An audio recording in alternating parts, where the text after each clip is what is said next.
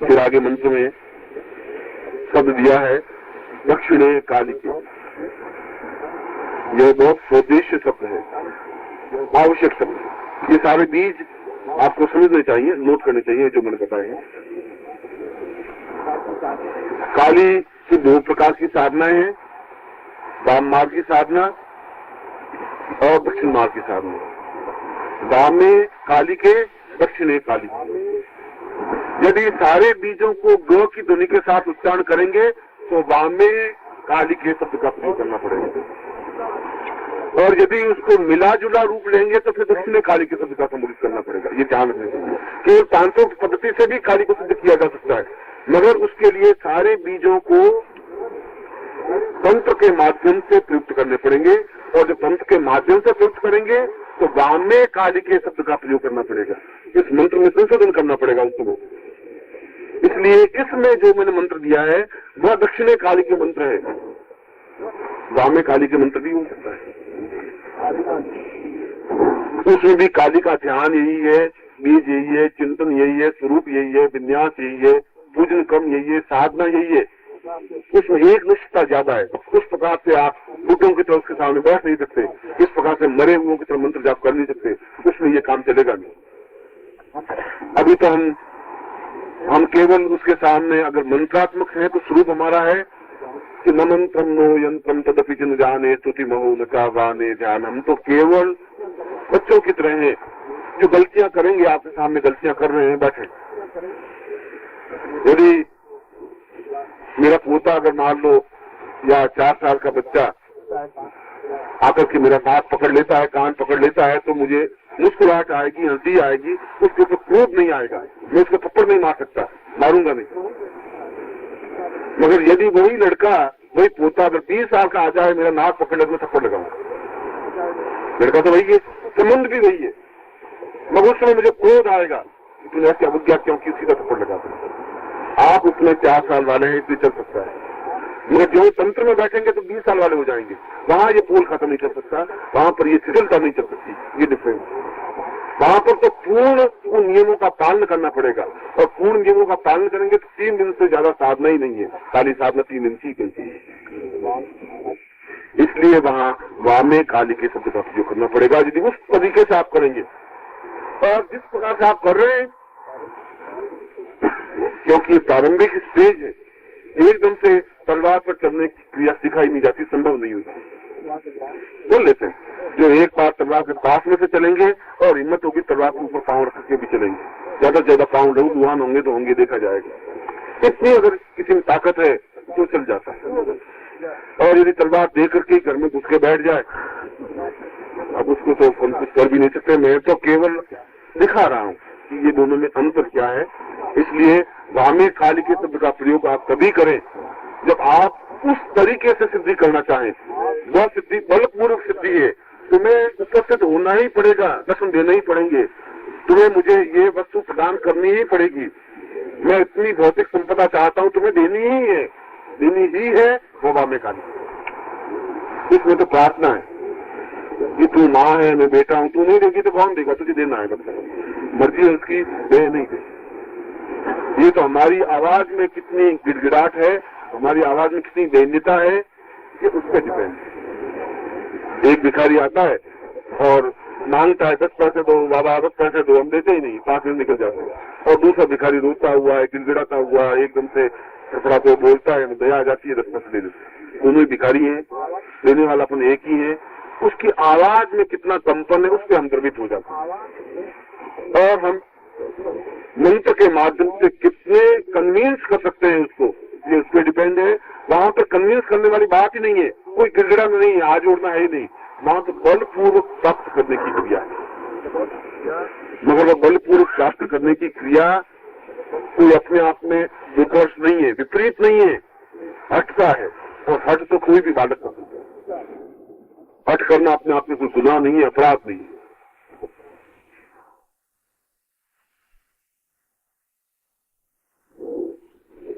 उसके बाद में उन्हीं बीजों का वापिस पुनरावलोचन इसलिए दिया गया इस मंत्र में, काली मंत्र में। मंत्र दो प्रकार के होते हैं, सौम्य मंत्र, तीक्ष्ण मंत्र। ये तीक्ष्ण मंत्र की संज्ञा में आता है। सौम्य मंत्र का मतलब है सीधा मंत्र, सरल मंत्र और हितकर मंत्र, जिसमें कोई नुकसान नहीं पहुंचे, गलत करे तब भी कोई नुकसान नहीं पहुंचे। जैसे नमः शिवाय मंत्र है, ओम नमः शिवाय मंत्र है, सरस्वती नमः मंत्र है, महालक्ष्मी नमः एक मंत्र है। यह मंत्र सौम्य मंत्र है। अगर इन मंत्रों की गलत ध्वनि, गलत उच्चारण हो भी जाए तब भी नुकसान नहीं हो सकता साधक का। और तीक्ष्ण मंत्र में ऐसा नहीं चल सकता। तीक्ष्ण मंत्र में गलती नहीं हो सकती, गलती होती है तो नुकसान हो सकता है, नुकसान हो सकता है।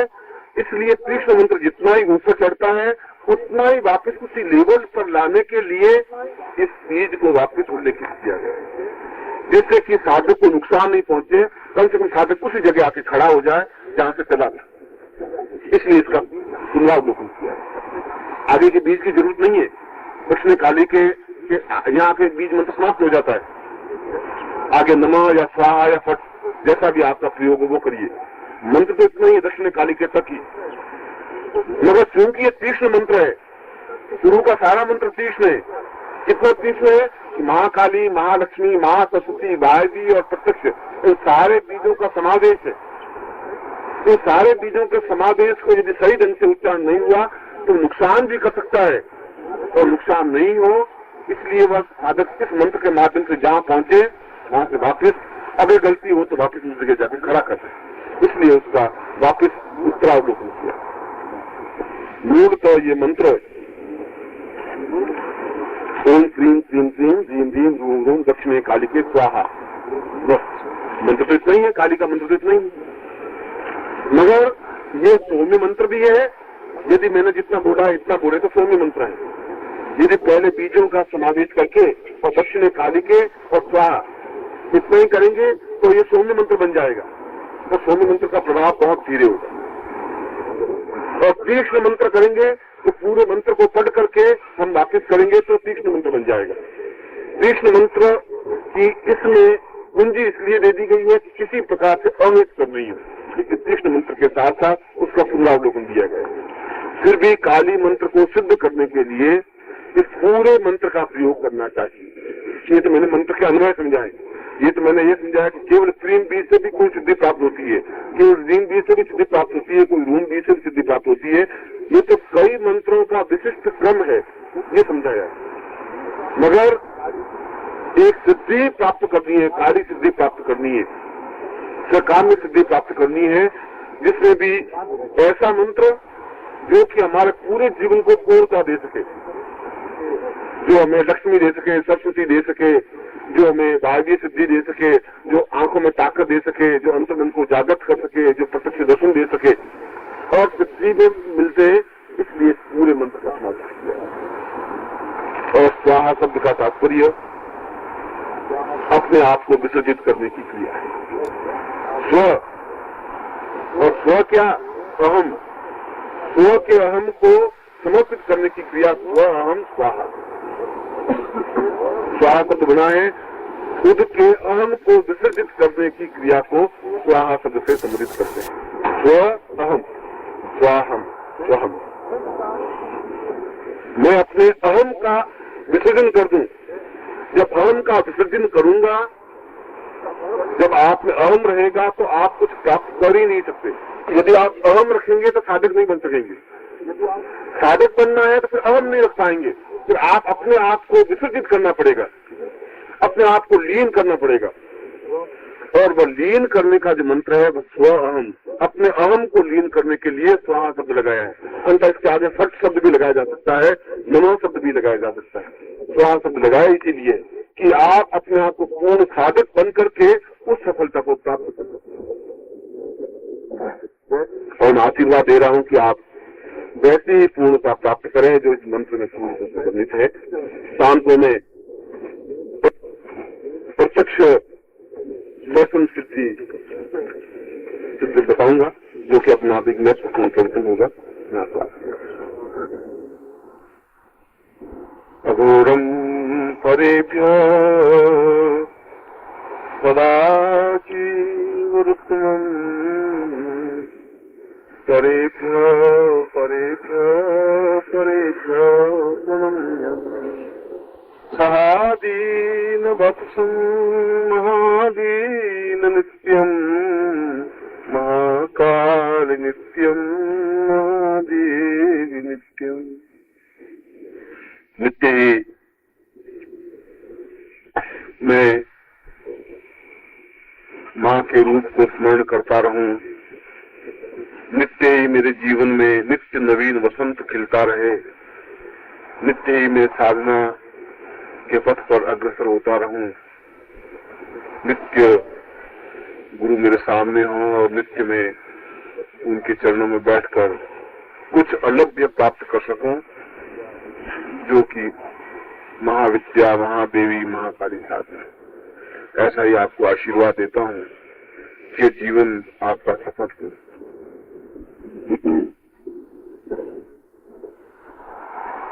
आज और कल मुझे लगभग साधकों से 20-25 पत्र मिले। उन 20-25 पत्रों में साधना के बारे में उनके प्रश्न थे। कुछ प्रश्न साबर साधनाओं के बारे में थे और 1-2 प्रश्न तो ऐसे थे कि क्या महाकाली साधना केवल मंत्रात्मक साधना है। जब आपने अपने प्रवचन में ऐसा कहते हैं कि प्रत्येक साधना तंत्रात्मक और मंत्रात्मक रूप से हो सकती है, तो क्या महाकाली साधना भी तंत्रात्मक और मंत्रात्मक के साथ साथ साबर साधना के माध्यम से भी हो सकती है? और यह साबर शब्द क्या है? और ऐसा तो हमने कहीं सुना नहीं, क्योंकि इसका तात्विक निरूपण कहीं कुछ नहीं है। करीब करीब ऐसा ही उसके पूरे पत्र का सारा है। जहाँ तक उन 8-10 पत्रों का सारांश है साबर से संबंधित, मैं मूल विषय पर आने से पहले उस तथ्य को स्पष्ट कर लेना चाहता हूं कि साबर शब्द क्या है और क्या तात्पर्य है। प्राचीन आर्यों के समय में हमारे जीवन का एक मूल उद्देश्य और उत्सव रहा कि हम समस्त ब्रह्मांड पर हम नियंत्रण प्राप्त करें। यह कामेच्छा और ये भावना, यह इच्छा आज के युग की नहीं है। आज भी व्यक्ति की इच्छा है कि मैं व्यापार के क्षेत्र में छा जाऊं। आज भी उसकी इच्छा है कि मैं एक शहर के एक भूभाग पर मेरा नियंत्रण हो, नाम हो। मैं एमएलए के रूप में हूँ, मैं एमपी के रूप में हूँ, या मैं चैम्बर ऑफ कॉमर्स का प्रेसिडेंट बनूं, या एस्ट्रोलॉजिकल फेडरेशन का मैं अध्यक्ष बनूं, या मेरी जाति विशेष का अध्यक्ष बनूं, या मैं अपने परिवार में ही मैं मुखिया बना रहा हूं, मेरी बात चले। यह जो कामेच्छा है मनुष्य की स्वाभाविक और नैसर्गिक इच्छा है। मनुष्य की इच्छा है हावी होने की, निरंतर हावी होने की प्रवृत्ति है उसकी। और सही अर्थों में देखा जाए तो मनुष्य की प्रवृत्ति पशुता की प्रवृत्ति है। पशु की एक ही आकांक्षा रहती है कि मैं सामने वाले प्रतिद्वंद पर हावी रहूं, और वह येन केन प्रकारेण हावी होने की कोशिश करता है। मनुष्य की भी वही प्रवृत्ति मूलतः पार्श्विक प्रवृत्ति है, आदिम प्रवृत्ति है, मगर वह रिफाइंड वे में है। बिल्कुल ऐसा कि पता ही नहीं पड़ता कि इसकी पशुता किस समय जगी और उस पशुता को इसने किस रूप में प्रदर्शित किया। जब हम आदिम काल में थे तब हम लड़ते थे आमने सामने, तीर से, कमान से, पत्थरों से, हड्डियों से। मगर आज का व्यक्ति लड़ता है जंग बाणों से, किसी प्रकार से उसके ऊपर कटाक्ष करके, उसकी बुराई करके, उसकी निंदा करके, मगर वो प्रवृत्ति उसकी एक ही प्रकार की बनी रही, क्योंकि मूल उत्स व्यक्ति का एक ही है कि जैसे भी हो सारे समाज पर, देश पर, विश्व पर और ब्रह्मांड पर नियंत्रण प्राप्त करूं।